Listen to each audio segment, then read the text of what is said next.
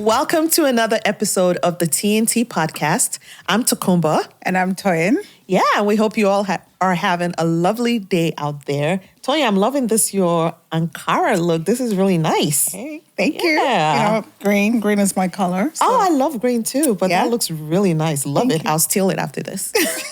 Thank you. So how have you been? Been good. The first couple of weeks of 2024 has been pretty interesting so far. Good. In a good way. Well, mine has been, I've been easing into it. So yeah. I like that. Yeah. That's the whole goal for the year. So it's been good so far. Any travels? No, not yet. So that's why it's been okay. good. That's always good. Yeah.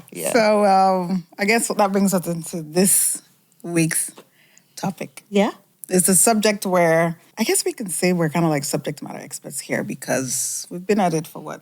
for a while. So today we're going to be talking about parenting. Yep. Parenting from our parents' perspective, parenting from ours, and just, you know, how it's evolved, let's say. Yeah. You know? Yeah. I mean, there's like single parent these days, there's like co-parenting, separate parents and things like that. So, and parenting teenagers. There we go. Oh yeah, that's a thing too. It's a whole nother ballgame. So we want to talk about that today. Yeah. You know?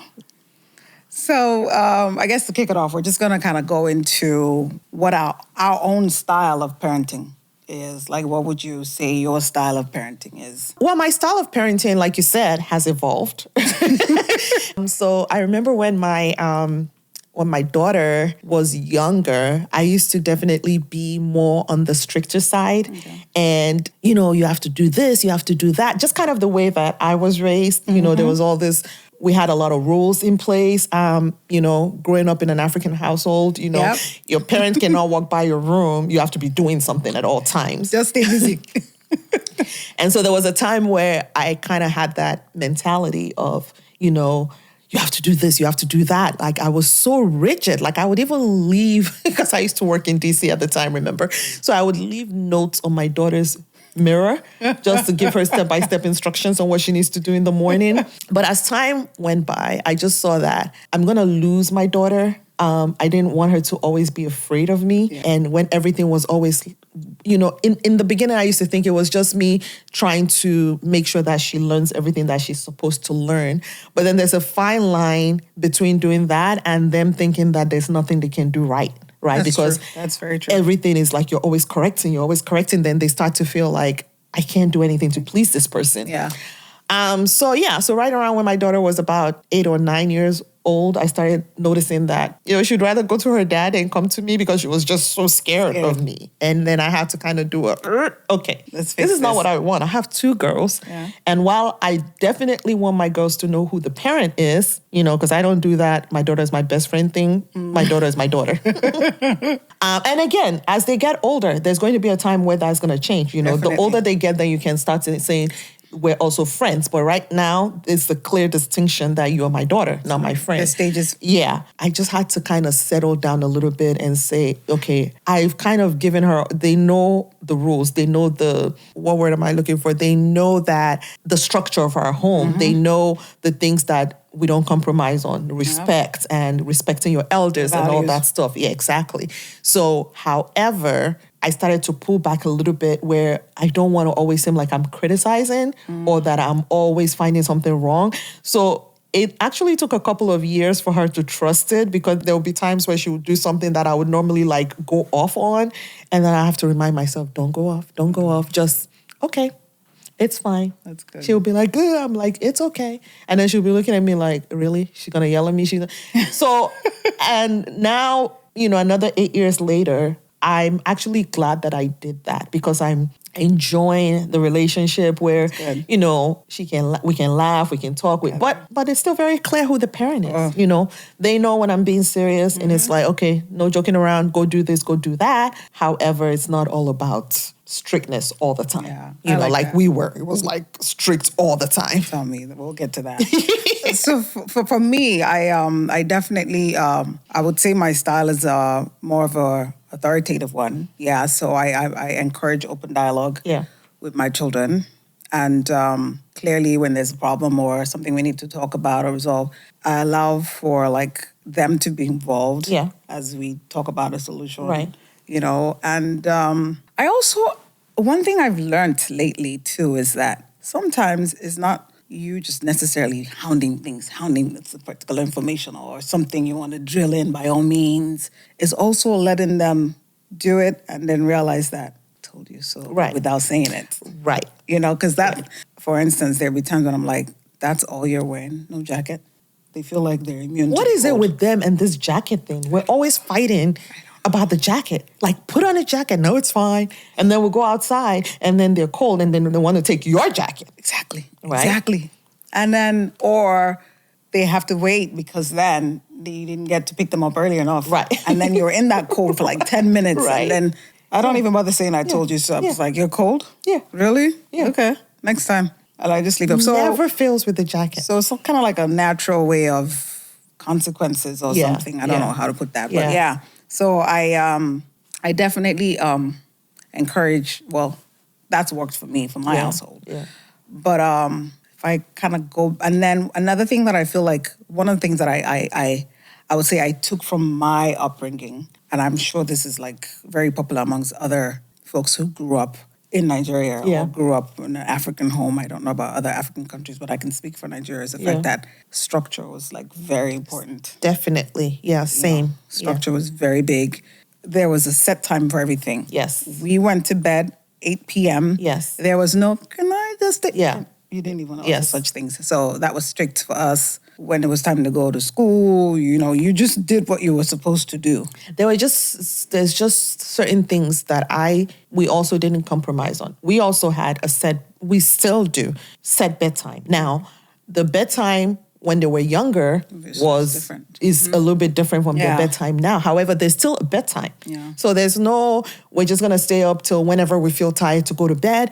It's a school week. And, week, yeah. the structure is definitely very important for us. And even things like, hanging out during the school when sometimes it was like, I want to go to my friend's house. What? Wait, we're not on summer break. They don't even have the capacity for where that. are you going? No. So we don't do any of that. Like, we're very, very into, and now I know this is something that everyone talks about, but we just don't allow sleepovers. Oh, no. I think it's just a Nigerian thing. No, I know a lot of Nigerians do allow, there are people who allow sleepovers. Like, we don't do sleepovers. And that is one thing we've never really compromised on.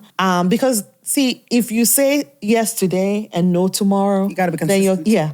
Yeah. We've just always been consistent to the point where, and I'm always like, what is it with this sleepover thing? Every child's friend's birthday is like, I'll get an invite from the mom. Oh, it's this person's birthday. The girls are going to have a sleepover. And they put us all on this group chat with their group of friends. And all the moms are like, okay. And I'm just like, yeah, well, she'll be there, but she won't be doing sleepover. We'll be picking her up. Well, I mean, so with this sleepover, obviously the cousins are different from this whole thing. Yeah. So that's different. So Family, yeah. the family is all that one. But we do have like sets of friends that they've known each other now 17 years. Yeah. They're pretty much just like, Yeah. So, but in terms of like constant sleep, no. we Yeah. don't do that. But with the whole hanging out on weekdays, they don't even have the capacity. Yeah. Because their schedule is It's super too tight. packed, right. Super tight. So, Right. like weekdays for school between academics and sports, because they're all heavily involved in school sports and things, there's no time for any other Hanging out activity and like going that. to It's like someone's home. literally Yeah. coming back, having a meal, stretching. And repeat. Yes. So structure is something that and it kind of gives you, the parent, a balance. Because Yeah. if there's no structure, you're pretty much going to lose. I mean, for me, I thrive on structure. So anything outside of that is, I'm falling It's a apart. no-go, yeah. So I got that from growing up, and I obviously tried to continue on. And I mean, this is not to say by all means their life is like perfect. Absolutely not. not. Nobody's Mine life is is not. perfect. And Yeah, I do exactly. not expect perfect, Exactly. like anything perfect from them, but definitely thrive or strive for them to be the possible best that they can be. Yeah. So yeah, that's one. Now let's not talk about our parent style. Oh, I can tell you for a fact, mine was authoritarian. Yeah. So that was like no joke. And I would say that I remember that about you. Oh, We used to be remember that? afraid to come to your house. We would stand outside your gate. And then you would, I should stop telling your children I used to jump out of that gate. But yeah, and then you would jump out the gate to come play with us. Like I remember. Oh God. So it was a strict household. However, we like things are different now. They didn't looking at it now, they really didn't have a individualized way of raising kids. It was like a one what would you say, one-stop shop for. Yeah. They didn't care if this one was sensitive or this one. Like, you got to put that into consideration. I do that now. They didn't raise based on the child. No. It was the same one all the way in all. Yeah. No, in my home, it was a little bit different because, my dad, I think maybe because he worked at NTA, was more into that kind of spontaneous type of space. So he did encourage our individuality. He did allow us to kind of to speak our mind, to kind of, that's why I'm so opinionated. Anyway, because he always let me, speak your mind. Except when it came to telling him that you should let me go out more. Like I could speak my mind on everything, but he was very strict on me as a girl when it came to going out or talking to boys, as every Nigerian dad probably was. You had to be 21. I didn't have to be anything. I was not going to do it. Period. That was not going to happen. 21 was the age. But my dad was, and I know that he also saw a lot. Because, working at NTA, people were doing for movie roles and things like that. He was very, very no talking to boys, no doing things. But my brothers, he would high five them when they would bring girls home and everything. That's another whole story.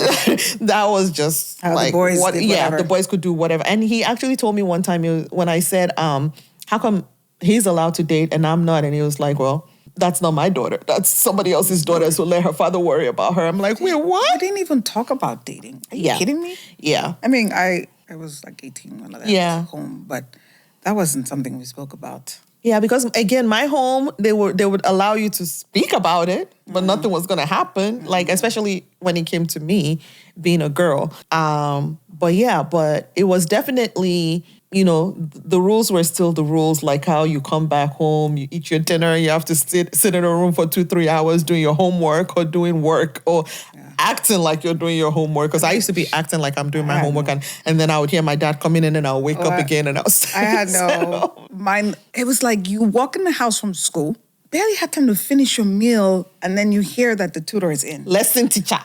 There was no time that dude came in and I was smiling. I was more like, why are you here? Worst. They were like the worst. They were just like the meanest of... He was never late. He literally came in. It was like, as I'm taking my last bite. Like, at least in my house, they used to give him food. I don't even remember whether he got a meal or not. All I know was he just came. Like, why are you here? Yeah. And now, so this was some other stuff. And then my dad was so strict that I didn't like getting in trouble. So I can say that I probably got spanked once. You know what I was going to ask you? Yeah. Tell me, did you ever do the plucking your eyelash and putting it on your hair so that your parents would forget something that you did wrong? Oh my God, because that was the thing. That was the thing. No, I didn't even know about that. Like when I would get, so I didn't get into trouble often. I was really good. I'm very good at just following rules. However, I remember there was one year that they didn't come to pick me up from school and I went home with a boy. No, I didn't go home with him. He walked me home, right? But my mom, they couldn't find me. So my mom, by the time I got home, oh my God, the whole world was going crazy. Like I was maybe 30 minutes from my normal time. Did she see him walk you home? I can't even remember, but I was in trouble that you know what it was? I think we went to do something. I was on the debating team. Okay. And I think we went to do a debate and then I didn't come right back home, something. But I know that my mom was like, wait till your father gets home. And my mom would just, it makes me laugh now because I used to be so mad at my mom in those days. Like, must she tell him everything? But now when I do it to my daughters too, I'm always laughing because when they do something and I tell it to them. Yeah. But when they tell you that, I did everything. Like they told me, like, if you pluck your eyelash and you put it on your hair, that he would forget. I plucked my eyelash. I kept putting on my hair, that my dad would forget. Oh man, I got a beating. He said, you went with a boy? Oh, gosh. How about he walked me home?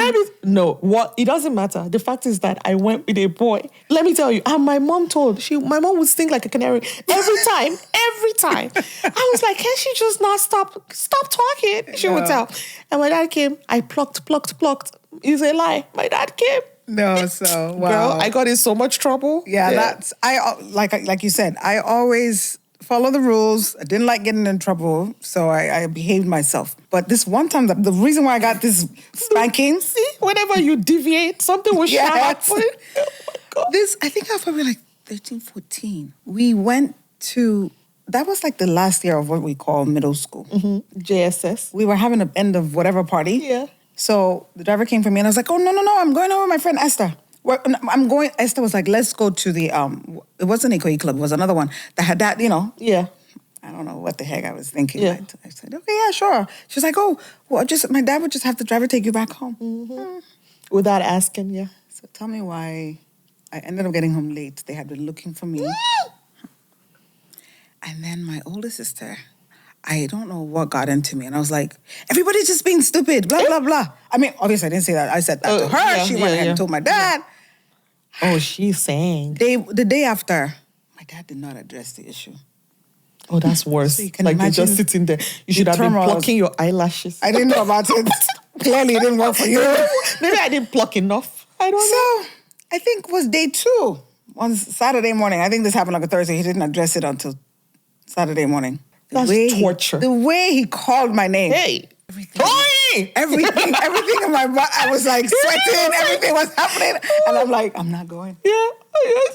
I'm not You're going. also being defiant. No, it wasn't defiant. It was like, I'm about to die. My soul. I'm not going. After multiple times of calling me, as I could hear his voice getting this guy's closer. not even afraid. You're letting him call you multiple times. Because I know I'm done for. Oh my God. So it's like, let me just stay here and maybe extend the little hope I have. And I could hear his voice getting closer and closer and closer. By the time he got to me, let me just say that's the last time. Did they slap you? Like we could hear it? Like it was just multiple. I was boom, boom, boom. I don't know. But let me tell you, that was the last time I got whooped. Yeah. Last time ever. There was nobody telling me to come nowhere. I learned my lesson fast. I'm telling you. So let's just say it was a no joke. Yeah. Growing up. Yeah. My dad was the type that got us encyclopedias. The kiddie ones. The kiddie ones. That's what we had. Yeah. That we had to read. And he would come, so sometimes he'll come with the driver to pick me up from school while I was in elementary school or whatever. When he's come, and I don't know the days that he will be there. So it's random. Yeah. And I'm just like, let me tell you what he does. So he'll come and I get in the car and he just has a newspaper. Oh, here you go. Read that to me. God help me if I mispronounce something. So this is me. Everybody gets off school. You know how it is. We're playing around, throwing stuff, chasing this one person, this and that. Me, I'm like, please, where's Vanguard? Where is Concord? I've been catching up on like, let me see what the headline is about. Let me read it. Can I pronounce this word right? Blah, blah. Before you get a slap in the car. So that was my life. I mean, they were good and bad, but I knew to just know what I wanted to pick from there. Yeah. And what I did not want to continue on as a parent. Yeah. So that's the way I look at that. Yeah. They definitely was like more, their style was definitely more parent oriented. And it was... That's just kind of the African way. It's just, it's all about the parents. Like, they're never wrong. Everything they do is right. And that's it. You dare not question or ask. Yeah. It's so funny because sometimes I'm still, sometimes we'll be sitting down and one of the daughters will be like, Dad! They'll be upstairs yelling, Dad, can you come? Now, the African in me is like, come to where? How can I come to you? You're the child. You need to come down here. And there go Hubs trying to go upstairs. I'm like, where are you going? Let them come here. I'm like, but what if something is wrong? Let me go check on them. I'm like, no, they should come here. He doesn't answer me. He'll just go and check on his children. Me. My kids, in fact, when they call me more than once, I will just not even answer. What? No, I won't even answer them. They'll call and call and call until when they're tired, they now find themselves downstairs. I'm like, they were like, but I was calling you. I'm like, eh. So me, I should be jumping up to come and meet you. If you have something, you calm down. I can't change in that way. Like, I'm so African when it comes to that. It's like, me come to you. You better come here. If you have a question, you need to bring yourself down here. I'm not going to you. Oh, like, gosh. Can you come? Come where? Or the ones that I know I would see all this stuff on IG about people saying, why do Africans' parents just call you all the way from like third floor where you are or whatever. To move the remote? Yes. Let me tell you. I didn't have to experience that. I've done it. Oh, really? Because sometimes you're tucked in. I get in my lazy. bed, I've tucked in, I've sat down, and then I'm like, daggone it, the remote is on the dresser. And I'm like, why should I have to get up? What are you doing to earn your keep? Oh, really? Like, you don't pay mortgage, you don't pay your school fees, you don't pay nothing. So if I'm calling you to come and get me the room, I mean, those girls, the daggers that they shoot me when they come into my room. They'll be looking at you like... But you know, that's the difference between us raising our kid, because do we dare say anything to our parents in those days? Literally, this ones would be like, really? You just call me to come? I'm like, girl, if you don't get me that remote and get out of my room. Or even trying to get them. They already have their whatever. Oh, no, that's why I text them now. They always have that stuff in their ear. Like, because you'll be talking to them and think they're hearing you, but they have noise-canceling earphones. Yeah. So me, I'll just text, like, and they can't tell me they didn't see because they're always on the phone. It's like, yeah, can you come? Once I say, can you come, they get so mad at me. Or sometimes it's like, can you go fill up my water bottle from downstairs? They'll be like, oh my God. No, so mine, I'll be like, Alexa, call blah, blah, blah. Or I'll be sending announcements to Alexa. And they'll be like, Mom, switch that thing off. You know, when we're doing our house, then there was an option to do intercom. I was like, let's do it. He was like, absolutely not. But he said, because he knows I'll be calling them every second, like, yeah, can you come down here? Can you do this? He was like, no intercom in the house. So it's just, parenting is totally different now. Yeah. You know, and most of the time, it's not like, I've always said it, it's not right, wrong. It's very difficult. Yes. Do you know parenting is difficult? Who are you telling parenting is difficult? It is difficult. Of course, because what you're doing, right? You just have no way of knowing. We're not going to know for a while, you know, what impact you can kind of tell as you go along. One thing I do believe, though, I do believe that as the children are growing up, there are certain things that you can instill in your children at 4, 5, 6, 7 years old, that if you don't do it then, and you're trying to do it at 16, 17, you've already lost that moment. That's where right? that structure comes in. And sometimes, while I do understand that as parents, you have to do what works for you, one thing that I will never agree on is not correcting your children. We have to teach children right from wrong. Because when you don't teach children right from wrong, the same children that you did not teach right from wrong will become adults who do not know right from wrong. Yeah. I've been in many rooms where children will be in someone's house, knocking things over, breaking things, and the parents are just sitting there like they don't see it. And my kids will say, Mom, it's not your problem. Exactly. Because they know I'm about to, because it literally sits on the tip of my tongue. Now, I understand that children are children. Like, you have toddlers, things will happen. But if a toddler just sees drink on the table and just knocks it down, and you just laugh, and you don't tell that toddler, no, you don't do that. You have to say you don't do that.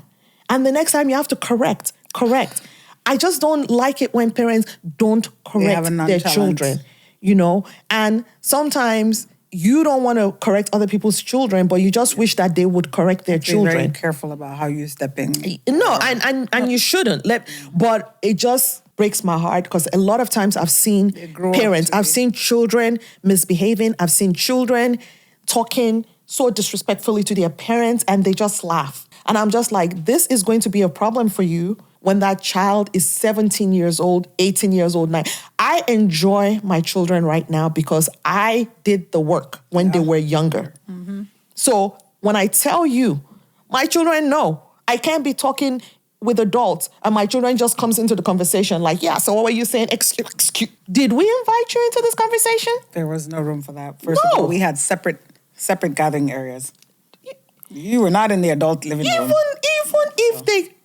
Are you talking about now or then? No, then. I'm saying... I'm even saying now. Yeah. I think that children should just know... Like, I've been in situations where I'll be talking to adults and their child would just butt in on the conversation. And it's just like, Not allowed.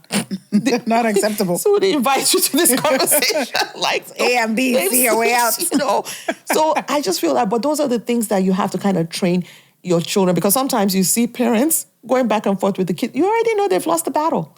Because sometimes the kids are embarrassing the parents in public because the parent never told them they couldn't do certain things. So now when they're in the public and the mom is telling them, no, don't do that. And the kids are, why? Why can't I do? You know, kids will be talking back to their parents and you're looking like, awkward. So, remember how there's this nonverbal communication? Yeah. Remember growing up? Yeah. Oh, yeah. Like, we called, my oldest... Like when you go to someone's house and they're asking you, do you want to eat? Like, did daddy give you the famous look? Did you want to, oh, no, we just ate. You have to say that. It's interesting because this whole nonverbal communication, I remember now that the kids now have their own way of nonverbally communicating. Like if they're with their friends and you come in and you want to start saying, they'll just give you the look like, Mom, don't even. If you talk too long, like when my kids, you like, when it's the time friends for you to come to leave. the house and I'm out there like, hey guys, so what you they're looking at me like, time to go. They literally have panic on their face. Like, what is she going to say crazy? Is she about to embarrass me? Yeah, because I come downstairs and they're like, what are you doing? I'm like, hey girl. Oh gosh. It's the sheer panic on their face, like, oh Lord, what's she gonna say? So I mean it's yeah. I remember how obviously we talk about our values that we want to instill in our kids. Every family has their own, but some of the basic values, obviously, respect, honesty. Yeah. We try to tell.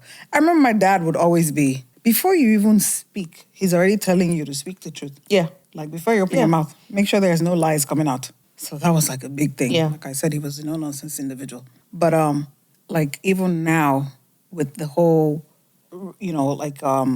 these values that you instill in your kids, you want to make sure that they are instilled at a young age. Oh, that's That's exactly what I'm saying. Because it's going to be too late at a certain point. Yeah. And that 100%. Yeah. I mean, again, you see so many kids, 5, 6, 7 years old, just doing whatever they like. And the parents just sit back and they just, again, it's not a matter of judging anybody, but I'm just saying simply correcting. You have to, you can't, a child can't go to someone's home and starts writing on somebody's wall. That is a child that you've not thought that it's not okay to write on walls. You know what I'm saying? But kids do that. Because that means that whatever goes on in your own home, your child does not know that it's not okay to go and be writing on something. Why? When you have paper, you have whatever, you write on the paper. Why is a child writing on the wall? Yeah, that one's tough. So again, yes, and there's some kids that are just going to be more facetious than others, but at the same time, as the parent, we have to teach our children right from wrong. Yeah. A lot of times now we see you've seen the increase in just behavioral issues from even adults these days. And sometimes you see grown adults, I've seen it at the place of work, grown adults throwing tantrums. And you're like, what's wrong with you? You're an adult. Like you can't even control your emotions. You're throwing tantrums. But that is a clear example of some of them that they were not told when they were younger that everything does not revolve around you. Stop it. Yeah. It's and that's another thing that brings me back to, as a parent, individualizing your parenting. Yeah. Every child. Oh, no, is you different. definitely. Clearly, they could be raised my under two the same kids roof. are like night and day. And the only time they get along sometimes is when they're like making fun of me about something. See? So just identifying that they are different. Yeah. And then just addressing or raising them as you've come to understand. Yeah. And you would know when they start becoming toddlers and you start beginning to realize that this particular child has a different, maybe this one's more sensitive than the other. Okay, so my kids, I mean, God knows I yell. When I've had the capacity to I'm done with the yelling. But I'm much better now because my son will be like, Mom, why are you yelling? And he wouldn't yell. He would just be like, Mom, why are you yelling? So at that point, you're like, why am I yelling? Yeah. Why Why can't I just say what I need to say? That was me when told you when my older was just, I kind of got a grip before the younger one, which is why the older one every time will be like, I used to do this when I was this age. Why is she getting away with it? But yes, I was very strict on her until like age 8. And then I just kind of, but I did what I needed to do at the time. But I also realized that it's actually not always the yelling that really resolves the matter, because sometimes I'll do all the yelling and then her dad will come and say one sentence and then it's like she does it. Yeah. So I had to but I was a product of my own upbringing, and that was my first child. So I was kind of learning with her. But then I've kind of realized that sitting her down, like you said, every child is, an individual of their own. And I noticed that my child hates to disappoint us. So I can sit her down and just have a conversation. And you would think like I beat this child. The way sometimes she'll be just crying is just her knowing that, okay, you've disappointed us, like you shouldn't have done this and that. And she gets it. Yeah. She gets it. But again, there's always structure. There's a very clear line. They know who the parent is. Yeah. There's no conversation about who the parent is. Yeah, that one's an established fact. So we don't even, who's the parent. So it's just, and then sometimes I'm sure a lot of people say, oh, I don't need to explain why I'm telling you to do this or do that. I agree. That's the African also mentality. I always like to explain. Which our parents didn't explain. I love that because I love to tell them why. Yeah. Like we should explain so that they understand why. Yes. And there are certain things that I have to go back on several times, because sometimes you talk about something, or one of the things is about safety and being aware of your surroundings and things like that. Yeah. And I know every time I go back to my kids, and sometimes they're rolling their eyes, okay, did you watch Dateline again? Like what? And I tell them, listen, I know that you think it's funny, but a lot of these parents that certain things happen to their children thought their children knew better. So you can laugh at me all you want. Yeah. I'm just going to keep reiterating so you don't forget what we've spoken about. Yeah. Because sometimes they think that you're just being extra when you're telling them to be careful. They always think so. But again, every parent thinks their children know better until something happens and then they realize, oh my God, I thought they... So I always tell them, like, I'm going to have this conversation with you over and over again because I want you to remember it. Yeah. Communication is very important. It is. And once you establish that open communication, it also helps them. And then you in turn hope that they're also going to carry this on to their adult life and then their parenting life, whatever path they choose, So I think that's key, and that's really important. And also transparency. Transparency, yeah. You have to be open and honest about things. Because a lot of times parents think that their children do not know things going on. They just choose they know. Not to tell children know so much in that household. They know when things are not going well. They know when there's a problem, They know. So we need to be transparent because sometimes they're worrying because they've seen certain things that we don't think they know about, but they know about. Mm-hmm. So it's better for them to, let them know that, it's okay. And I always say, if there's something you want to say, please let me know. I don't want to be surprised. Yeah. Everybody knows I don't like surprises in any way, shape, or form. I don't. You think you're pleasantly surprising me, and I will be unpleasantly. You will be the one be surprised at my reaction. So I and then also let's not forget single parents. Let me tell you something. Very difficult. I give my hat off to single parents. Yes. Like Mom or all dad. Single parents out there, hats off to you. Hats off to you. God bless you. Yeah. Because it is not easy. No, it is not easy. Yeah. One of my cousins that I love so much, I tell her all the time, she's a single parent, and I'm just like, I just take off my hat to you because how do you do it? Because I can barely keep it together. I know, right? And I'm not a single parent. So I don't, it's on another level. Single parents on another level. They are just, God bless them. And the co-parenting for those that have split. That I see more and more that is actually, I don't know if better is the word, they kind of put their differences aside and they make it work for the purpose of the children. Yeah. That's tough. It's tough, but I also commend those who do everything possible to maintain relationships because of their children. Yeah. For the life of me, I never understand when people split up and one parent just abandons the children.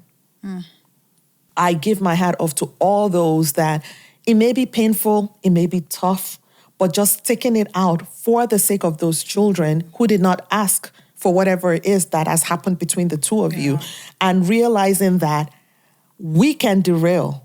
One move from us can actually derail the projection of our children's lives. Absolutely. Yeah. So sometimes it's not only about us. Because these days it's all about my feelings. I want to be happy. I want to be fulfilled. Like it's not fulfilling me. I got to be fulfilled. Listen, those children did not ask to come into this world. And one move, because listen, people don't understand this thing with being the parents in those children's life. You see many adults today that are still suffering from things that happened in their childhood. Yes. And people are like, move on. But there's a wound that is so deep. You've seen grown men, grown women that are suffering from abandonment issues, either being abandoned by their mother or being abandoned by their father, being abandoned by a parent when they were younger. And that thing follows you to your adult. So we have to be careful. I know that when we're in our own relationship and something is not going well, because, marriage is tough. It's not always going to go well. Yes. But we just have to not be so quick to, even if you split, even if something happens, because not everybody can, sometimes you have to split for your own sanity. You can't really but even when you do that, don't forget your children. Those children, I mean, and that's both parents, No, both parents. Both it's not, parents. it's women do it too. Women abandon their children as well. But I'm just saying impact. that it can derail the life of those children. Yes. I mean, so my heart goes out because it's tough sometimes, and we just have to it's not only about you. There's so many times, like when you're in the marriage sometimes or in a relationship, you just have to think that sometimes that person can be really irking you to the point where you just want to tell them off. But sometimes maybe for the sake of your children, you can't do that. And I know back in the days, parents have done that where they just stick it together for the kids, but if you do have to split up. No, I'm not saying stick together because that I'm also saying they did that in the past. because that also may cause more trauma. Because if the kids can tell if things are not going well and you're just staying together, I'm just saying whether you split, just don't forget your children. Yes, don't that's split. the key. Don't leave the man or the woman and leave your children also. Yeah. The children, don't just forget about the children. That's all. That's what I'm saying. Don't forget about the children. Yes, and it's important. So let's end on a happy note. What do you enjoy most about parenting? Wow. What I enjoy most about parenting is, I guess, just seeing the kids evolve from when they were toddlers. I mean, even baby to being a toddler. And then sometimes it's about some of the things that you see them now flourish in. Yeah. Some of the things you taught them, and you're like, wow, this is becoming fulfilling. their own individual. Yes, it's taking fulfilling. initiatives, doing things. The future is so bright. Yeah. I always tell them, because that movie, 13 going on 30. Oh, yeah. It's like when you're at this age that you realize there's no do-over in life. There isn't. Right? Yeah. The life we have is the life we have. We can't go back to fix anything. But we're at a stage in our life where we can look at things that we've done wrong that we wish we can fix. But when I look at my children, I see that you have not done, you still have everything ahead of you. And you have the opportunity to get it all right or to maximize every opportunity that you're given. Yeah. And so I always try to tell them, there are no do-overs in life. It's not like that movie, 13 going on 30. You can't have that. You can't go back to yourself when you were 13 and fix certain things. But you have the opportunity. So, like you, I just love seeing them. I love to see their individuality. I love to see who they are. I love to hear their thoughts, laugh with them. It's so rewarding. It's so fulfilling. Not to say that they don't drive me crazy. Oh, God, please, listen. When I tell my kids, I'm like, oh my God, why do I have so many kids? They're like, you literally have two. But I say it all the time. I'm like, this is a lot of work. Looking at me like, don't most of your friends have like 3 or 4? I'm like, okay, but this is a lot what for I can me. handle. This is my capacity. Two or a lot. Yep. So, but it is a joy to be their parent and to kind of. And just looking at certain things and you're like, that is so me. Yeah. Or this is definitely your dad. Yeah. Like little things like that. Yes, definitely, exactly. I see a lot of stuff that you can tell, like, one would just be like her dad 100% and the other. And sometimes you can't get mad because, like, for me, it's that younger one. Like, when she does certain things and I want to get mad. And I'm like, just this like, is so you. It's so me. And I did the same thing when I was younger. Yep. Oh, my God. I'm just like, yeah. How can I get mad? Oh, my God. But I guess, all you can pray for is just that everything that you've tried to instill in them, show them, that, they use it to the best of their ability. Yes. And it's sometimes we feel, even I can tell, like, there's certain things that I thought was a burden when I was younger. But now I'm like, oh, I'm so thankful that that time or space in my life. And I say this because when I was a young teenager in New York, and my aunt would always have this Bible session. And I'm like, oh, gosh, here we go again. Here we go. Yeah. But I'm grateful for that moment because now some of those scriptures that we read are with me today. Yes. And I obviously used to do that with my kids, not as much now because they're older, the scheduling and the timing of everybody is tight. Yeah. But we obviously did that prayer thing together that, my aunt did. So I'm very grateful for that. Yeah. And even though growing up then, I was just like, here we go, another one. But I'm deeply, deeply grateful that I had that opportunity to carry on to mine. Yeah. Yeah. So. And for me, I just always say that the best thing, what makes me the most happy is that my children are actually nice humans, kind, You can be everything, polite. but I just, it means so much for me that they are good people. Yeah. Like, just be good people. Just be kind. Just be good. Just that if they can turn out to just be good-hearted, kind, and not be entitled children, absolutely, I'm just happy. Yes. I just want them to be kind, God-fearing, kind, and just be good humans. Yep. And that will make everything just... Imagine if just 75% of the world was like that. Yeah. That's one. But so we hope you all enjoyed this episode, and please comment and let us know, what are your favorite things about parenting? What do you love? What is challenging? Are there any differences between how you were raised and how you were raising your children? What did you stick with from your parents, and what are new things that you've tried as a parent? And we hope you join us next week. Thank you. Please like and subscribe, and we'll see you next week. Thank you. Bye.